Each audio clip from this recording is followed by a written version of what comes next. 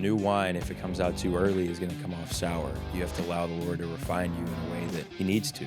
The waiting season, there is a lot of joy to be found in it, and there's so much goodness.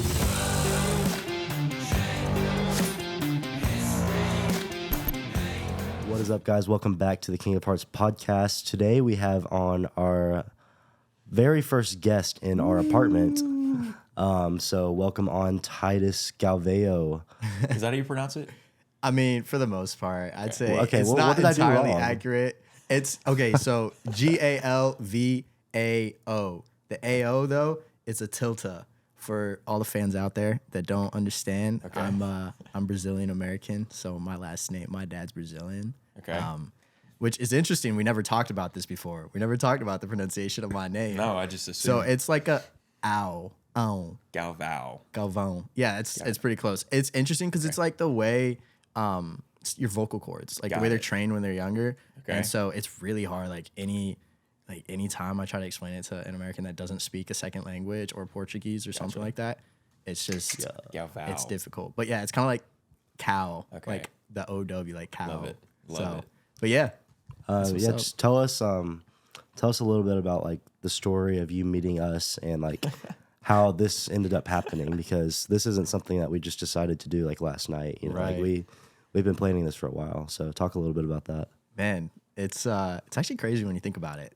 How much thought has gone into it, or maybe I should say how little thought has gone into it. It's been, I met you guys, it's been like 4 months? We've been here 5 4.5 months. Yeah. Yeah, it's crazy because like it feels like it's been a long time, but it's just flown by really fast. I mean, dude, remember the first night, the first interaction, Clash of Clans in church?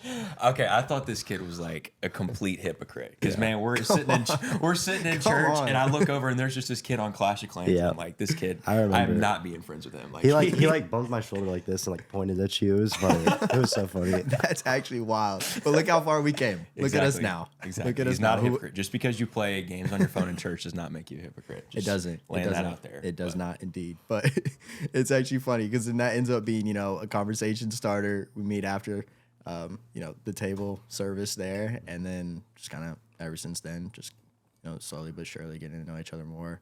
And I mean, we talked about the podcast probably not too long after that. Probably maybe a couple month. weeks, maybe Yeah. a month after. And I mean, all in due timing. Really, all in due timing. I mean, what's funny is like we talked about bringing you on the podcast before we even started it.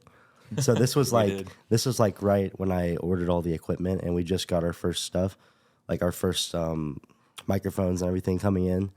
And like it's actually a funny story because the reason that we have that third microphone and we have the thing that we're using to record it is because we like originally thought we met this kid and we thought he was like the coolest kid ever. We were like, okay, we have to have him on the podcast. So we knew that was going to happen. We couldn't figure out if you were going to be like a co-host or if you were going to be like a special guest. But like we're like, okay, we can't make this a thing that only me and Jake can do. Like we need to have the ability to bring on other people that just have something like positive to say. And yeah, so you're the reason that we are able to have guests on the podcast. Man, that's So- awesome. That's awesome. Yeah. So today we're talking about patience. We didn't say that from the top. And we know that your story has a lot to do with having patience and waiting seasons and things like that. So kind of talk about your story, a little bit of your story and how you've had to wait and be patient for a lot of, things on God's timing. Right.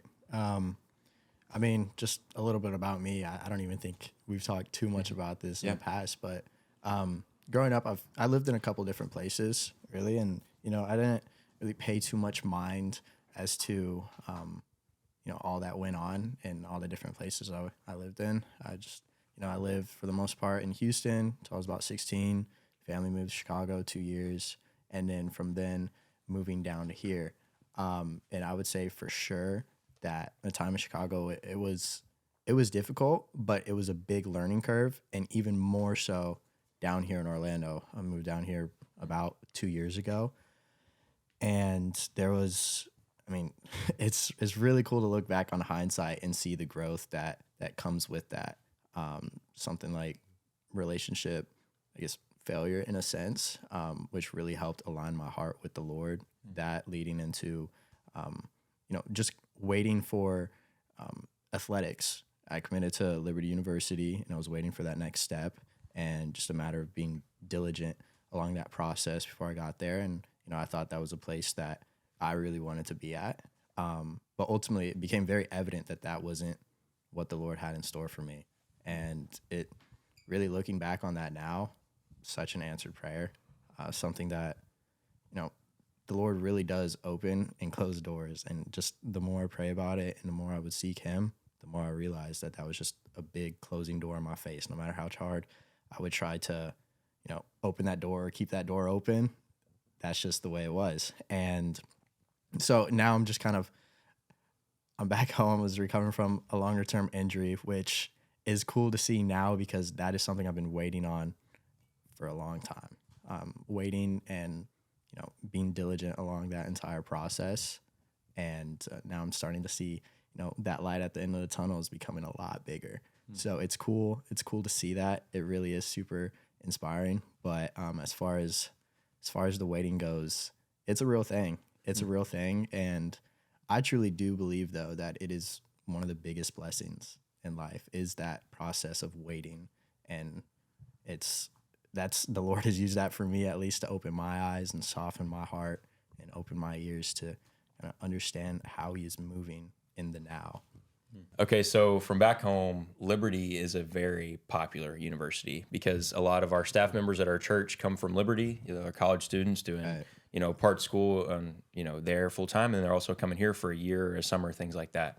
So can I talk about your Liberty experience? Like, why were you there? So give a little bit about the soccer, as well as just the school in general. What made it not work for you? Yeah, so Liberty, it was one of those schools that like I came into contact with in the beginning of my high school years, like freshman, sophomore year, and obviously like I'm not allowed to be technically recruited until junior year as far as the NCAA rules for soccer goes, at least. So that was a school that was on my radar, and I always thought it was cool because it's a Christian university. And not only that, but for me, a big part of my life, a massive part of my life, and it's always been that way, is soccer. Their facilities and resources they have there is really, really impressive, really second to none. So that is, it was kind of, in my eyes at least, it was sort of a blending of, the best of both worlds. Like you get a university, you get that Christian perspective, but then also, as far as the athletic side of things goes, there's a lot of resources there, and that mixed with, that sort of Christian environment is something that's very appealing and attractive to me.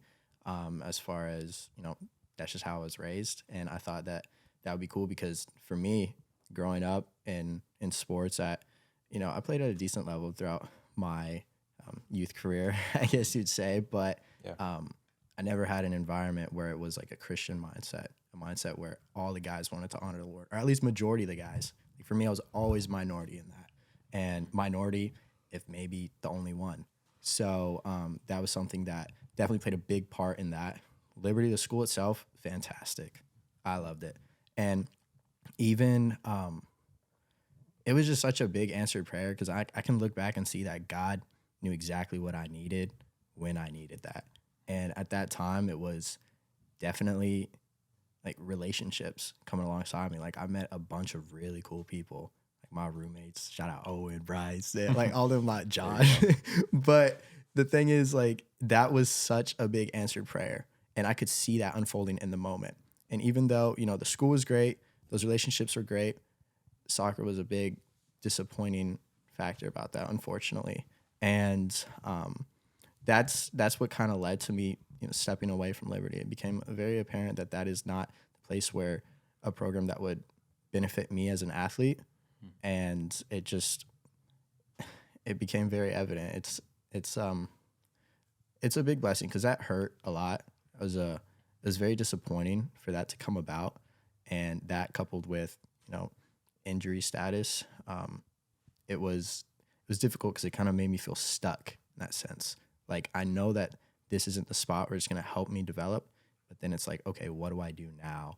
There's a whole slew of emotions that come with that, but truthfully, it's really cool because I can sit here and confidently say that is something I'm grateful for. It's not something that I hold a grudge about because I can see how the Lord is providing throughout that entire process and even up till now. Like the past see what the last 8 to 12 months has been such a big blessing. It's really, really cool to see. So a lot of people wouldn't see it that way. If that were to happen to them, where they had their dream, in a way stripped away from them for a season, they wouldn't view it as a blessing or a growth opportunity. So kind of just give an update of where you are right now, what you're doing, but also what you've learned in the midst of that about, the power in having a season like this where you had, in a way, what could have been an idol in your life stripped away to where you get to focus primarily on God and where you're at. Yeah. And I think, honestly, you hit the head of the nail on the nail, however that goes. Nail on the head. You hit the nail on the head right there. And I think it's truly because of what you set your focus to.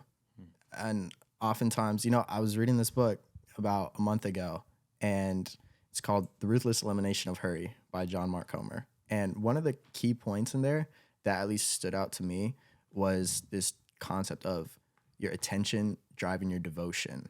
And it's like what you put your attention towards, that's what you're going to end up, obviously you're going to end up thinking about it. You're going to end up, for lack of a better term, like obsessing, like you'll seek it.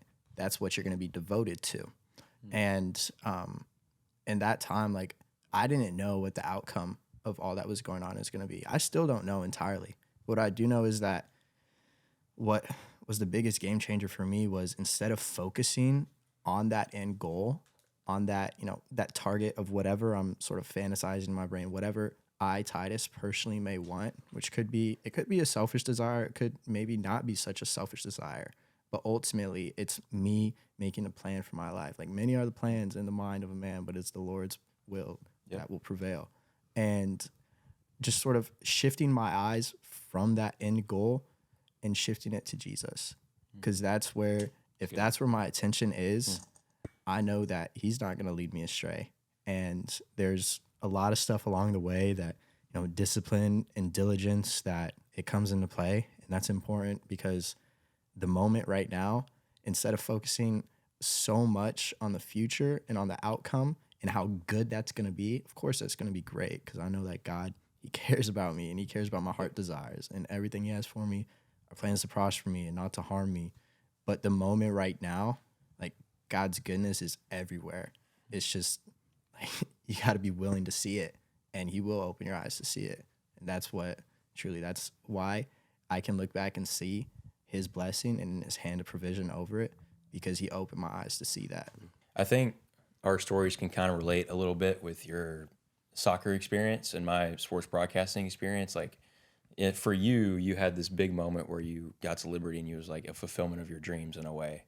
And for me, I thought the same thing with sports broadcasting. I thought this is going great. I'm going to a good school, things like that. And then out of nowhere, it felt like the Lord just said, hey, this ministry calling, like this is not something I want you to set aside on the table. Like this is something I feel like you need to chase wholeheartedly. Like what, and then you need to do what I ask you to do, not your own plan. So that kind of threw me for a loop. But at the same time, soccer for you never felt led necessarily to take that off the table. That's still something that you're chasing now in your growing season. And for me, I don't know if I'm ever going to do sports broadcasting full time. Like that's not something I'm sure of. I know the Lord could have ministry or broadcasting or even like serving or something like that after college is over. So like, I think it's fascinating that the Lord kind of changed our passion and changed our viewpoint on our passion to where it wasn't an idol, to allow us to grow. Because I can say, like, ever since that moment this summer that I had that, a lot of the viewers know about because I've talked about it before, since that moment where I gave up my passion to the Lord, that's where I can feel like I'm growing the most. Like the last 5 or 6 months in this waiting season per se is where I've grown the most in my walk, to where, if my, oh gosh, phone's going off. Yeah, Jacob Strand, shout out. He always posts on our story. He always posts our stories. But yeah, so for me, I wasn't growing in my passion until that passion was stripped away. That's my point. So the waiting season for me is honestly waiting to see what God has for me afterwards. But, I like when waiting seasons can be viewed as growing seasons as well, because that's where you grow closer to the Lord. But I know we've both had that experience with our callings before. I just think that's fascinating that the Lord kind of changed our viewpoint on what our passion was to allow us to grow even more. So, yeah, I mean, sort of just piggybacking off that, like how I see that is, like, I know the Lord, he knows my heart. Like he knows all of our hearts. Yeah. And ultimately, not only does he know it, but he cares about it. And like we all have different sort of heart desires, and it's sort of a matter of, at least in my eyes, it's a matter of what's pure and what's impure. Yeah. What's of, selfish motive or ill conceit, and what is truly surrendered to the Lord. It's like Abraham and Isaac, love slave, Yeah. Isaac, massive fulfillment of a prophecy for Abraham.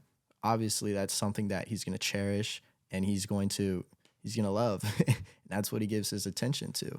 But it's that act of, being willing to sacrifice that if that's what the Lord is calling you to do. And ultimately for Abraham, he kept his son. Like for me, I could see, hopefully if it's the Lord's will, that I'll continue with my athletic career. Yeah. And if not, then so be it. It will be well with my soul. I know that. But I know that the Lord is good and he cares about my heart. And it's just continuously trying to set your mindset on, like, God, this is what my prayer has been. It's like, God, align my heart desires with your perfect will for my life. I think there's a couple things that I'm having to be patient with. The biggest one would probably be like kind of knowing what's ahead. I think that's a big struggle for a lot of people, because like you feel like you're just going down this road, but like you don't know where it's taking you. That's kind of where I'm at right now with my career, because I feel called to ministry in some sort of way, specifically to youth and kids. But I also have just a big passion for media and for film. So, and obviously, like I'm going to a film school right now, which is awesome. But then I also am having like a lot of opportunities at the church, serving in youth.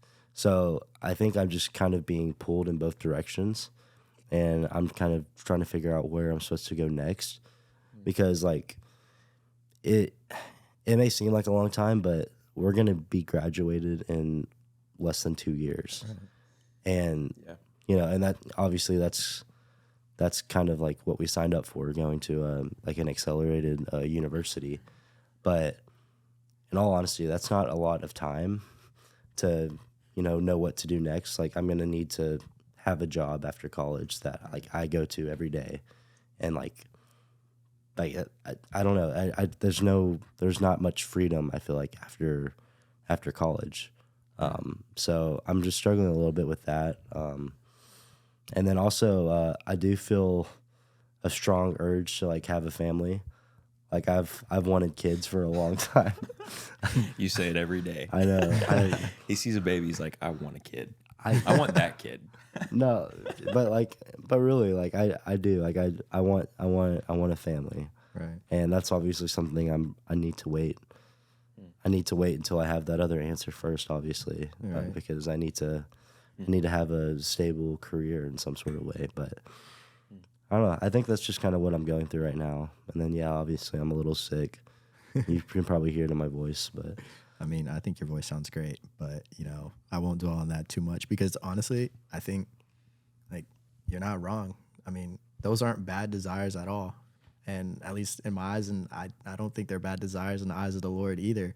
What do you think, like right now, what do you think are things that you are doing or that you could be doing potentially that are sort of, pushing you towards that end goal, or giving you clarity on what it is that the Lord is sort of guiding you towards in your life?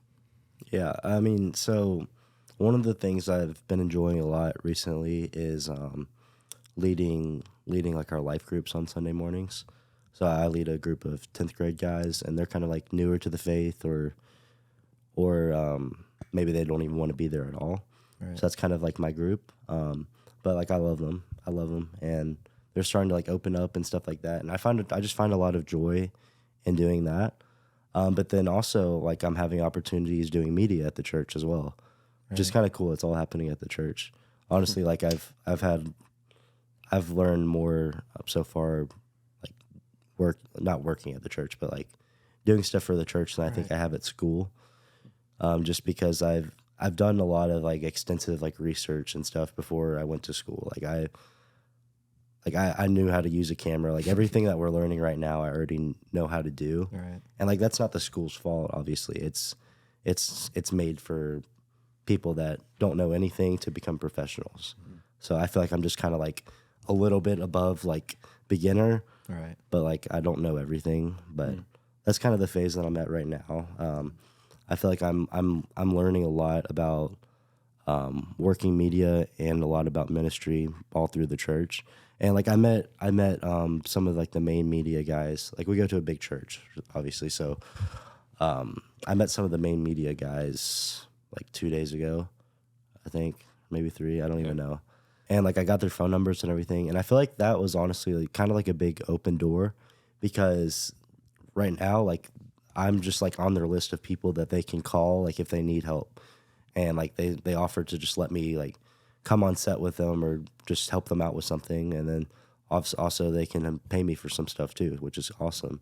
So I think that the Lord is giving me a lot of opportunities like within our church just to kind of figure out what passions I'm supposed to actually follow. But I don't think I have that answer like set in stone yet. So I think the biggest thing I've learned about waiting seasons and being patient for what the Lord wants you to do is actually a passion sermon, which you were at as well. Christine Kane was talking about the new wine. We talked about this in the passion episode. But new wine, if it comes out too early, is going to come off sour and pungent, right? You have to allow the Lord to refine you in a way that he needs to, right? You know, for callings to ministry, you know, for soccer, like if you're going to go into that with the right mindset, you know, with the right skills athletically, right? You need that time to recover and to train. And for us, same thing. You need that time to recover and train. And if I try to force myself in God's will too early, then I'm going to end up in the wrong spot. And that's not somewhere I want to be. You know, even the same thing for relationships, right? If we try to force ourselves too early in a relationship just because we desire a family, we desire that person to be with, like we may not end up with the right person, right? We're going to make that person an idol. So like same thing there is waiting on God's timing. There's a reason God has you in this season. There is. And if you don't view it as a good opportunity, then you're going to miss out on a truth that God could have for you. So I think that's the biggest thing I've learned is like, honestly, waiting seasons are kind of fun, right? Because you're not tied to something. You know, all you're doing is going all in for God. You don't have those other priorities that you have to worry about right now, which I think is a huge blessing. So The waiting season, there is a lot of joy to be found in it, and there's so much goodness. You know, the discipline now, it could be hard as well, and I'm not discounting that. It definitely is difficult to be disciplined, but it's also equally as difficult, I think, and potentially more painful is in the future. Because of you not taking those disciplined steps now and being diligent now, you won't be able to achieve to the maximum potential what God could potentially call on you to be. And that discipline now is difficult, but referring back honestly to that book, Ruthless Elimination of Hurry, there's a section in the middle of it, and it talks about discipline and spiritual discipline as well. And the biggest takeaway for me is discipline. I relate that instantly to training. And I think that's exactly, you mentioned that as well, like training now. Discipline, it's kind of like this concept of, you know, okay, I can't do that right now, but because of these disciplines, like that'll allow me to have access to that power. For me right now, like PT, recovery, a lot of stuff I was not able to do 3, 4, 5 months ago, but it's that constant, that discipline. I may not see it, I may not understand it in the moment, but I know that it all adds up. And I know that, you know, now it's so cool to look back because all that stuff that I was not able to do, now I can do it because I have access to that power because of that discipline. And it's a little bit different, you know, with spiritual discipline because it's not necessarily my flesh, but it's the same type of concept. Like I may not be able to withstand or withhold all this, you know, anxiety, or it could be stress or worry about the future and what it holds, you know, and I'm impatient. Yeah. But, you know, continually, you know, taking up that yoke. And Jesus is gentle and lowly in heart, and he invites me to take up that yoke. And it's like this lifestyle. Instead of having that worry or that stress, it's taking on that yoke of living the lifestyle of Jesus. If like you guys think Jesus was impatient, I mean, it's something that's like, okay, why wasn't he impatient then?